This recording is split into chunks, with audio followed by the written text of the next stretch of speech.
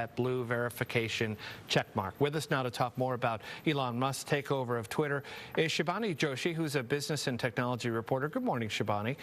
Elon Musk, good morning. Musk says he is a free speech absolutist. However, he says he will have a content moderation council because he also says the site cannot be called what he called a hellscape. How does he thread that line?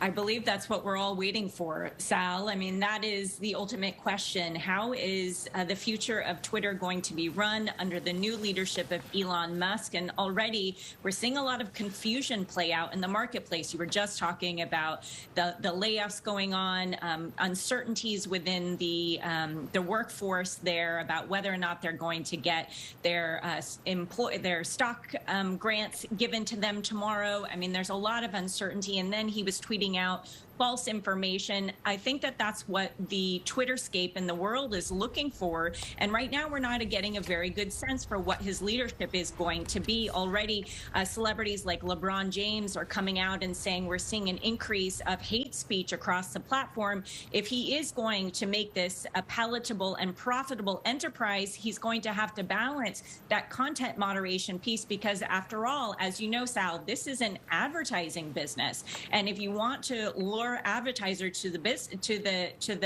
table, you have to come also with checks and balances in place. You talked about LeBron James just now, Shibani, and now it's being reported that, as we just mentioned, that it could cost $20 a month for celebrities and journalists to keep that blue check mark. Do you think that most people will do that? Will LeBron James say, yeah, you know, $240 is nothing to me, quite literally, right? Yeah. But do you think that people will do that, especially journalists paying to stay on the platform? What do you think is going to happen there? I believe it depends on what the whole platform is going to look like, Sal. If it is just about getting a check mark and then people are not engaging in the platform because it is proliferating false information, it is a place for hate speech, there aren't checks and balances in place, it really depends on the entire ecosystem. One of the things that Elon Musk has alluded to is maybe a pay-for-play type of system. For example, if you just want to see rated G content like on a video game, if you just want to see content from journalists, perhaps advertisers can pay to be a part of that platform, and then we can be paying for that sort of platform. So it really depends on what sort of options he brings to the table. In the meanwhile, Jack Dorsey, one of the co-founders of Twitter, is already launching his new platform. This is also creating an opportunity out there for entrepreneurs who, in the midst of all this chaos, are actually seeing this as an opportunity to create the next Twitter 2.0. Because as we know, this is still not a profitable venture. This company has posted losses the last 8 out of 10 quarters. There's a rough road ahead, and it has been since the company went public a number of years ago. Shibani, Musk himself has been seen as cozying up to extremists, as we just talked about before we came on with you. Will this be an issue to most people, or, you know, those of us like, you know, I was tweeting during that 49ers game. I didn't really care about Elon Musk. I was tweeting about the 49ers.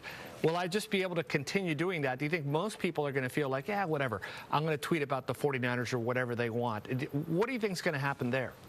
It depends on the potency of the platform, Sal. I mean, I also think that we're living in an environment and in a world today that we are putting our money where our mouth is, and we don't want to back and give our profitability and our footprint to leaders who we don't believe in and aren't running practices and companies that follow the same ethics and morals that we have. So I do believe people like LeBron James and other celebrities are coming out and staying on the sidelines, and it's not just celebrities, it's a lot of people that